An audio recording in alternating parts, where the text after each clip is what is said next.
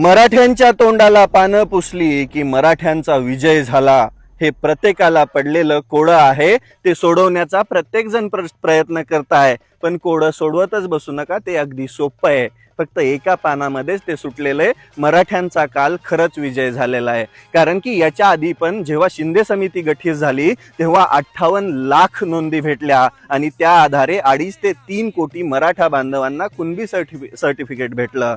कालच्या हैदराबाद गॅझेट लागू झाल्यानंतर काय झालं माहितीये, त्या GR मध्ये सरळ सरळ लिहिलेलं आहे, समजा माझ्या गावामध्ये एकाच बांधवाला कुणबी प्रमाणपत्र भेटलंय आणि बाकीच्यांना भेटलं नाही। मराठा जातीमध्ये सगळे एकमेकांचे नातेवाईक असतात।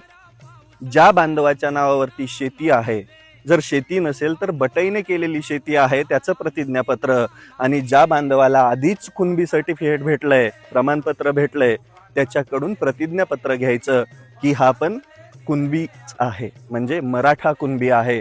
मग त्याला पण सरकारी कार्यालयामधून मराठा कुणबी जातीचं प्रमाणपत्र भेटणार। हा क्लिअर कट आणि सरळ सरळ आदेश आहे, म्हणजे मराठे जिंकलेले आहेत।